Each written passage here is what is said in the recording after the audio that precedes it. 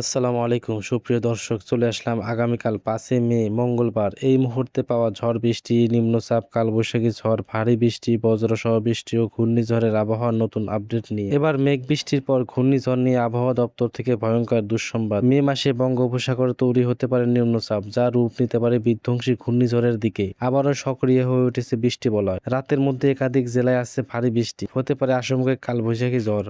এরকম বৌরিয়া আবহাওয়া চলতে পারে মে মাসের 7 তারিখ পর্যন্ত। অতিবৃষ্টিতে ডুবে গেছে কৃষকের সোনার ফসল। ইতিমধ্যে আবহাওয়া দপ্তর থেকে জারি করা হয়েছে বিশেষ সতর্কবার্তা। এছাড়াও আর কিছুক্ষণের মধ্যে ঢাকা, খুলনা, বরিশাল, রাজশাহী, ময়মনসিংহ, ভারতের পশ্চিমবঙ্গে একাধিক জেলার দিকে ধেয়ে আসছে বিক্ষিপ্ত আকারে বৃষ্টি বা বজ্রসহ কালবৈশাখী ঝড়। তো আজ 4 মে সোমবার এবং আগামীকাল 5ই মে মঙ্গলবার কেমন থাকতে পারে আগামী 24 থেকে 48 ঘন্টার আবহাওয়া, তা আজ জানিয়ে দেব এই ভিডিওর মাধ্যমে। সন্ধ্যার মধ্যে রাজধানী ঢাকা সহ দেশের 18টি অঞ্চলের উপর দিয়ে 45 থেকে 60 কিলোমিটার বেগে ঝড় বয়ে যেতে পারে বলে জানিয়েছে আবহাওয়া দপ্তর।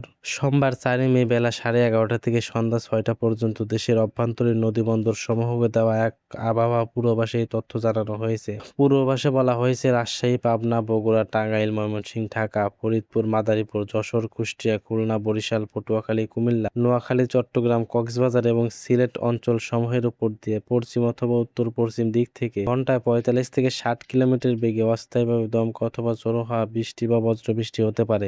আবহাওয়া পরিস্থিতি এই পরিবর্তনের কারণে এসব এলাকার নদীবন্দর সমূহকে 1 নম্বর নৌ সতর্কতা সংকেত দেখতে বলা হয়েছে। নৌযানগুলোকে আবহাওয়ার এই বিশেষ সতর্কতা বার্তা মেনে চলার পরামর্শ দেওয়া হয়েছে।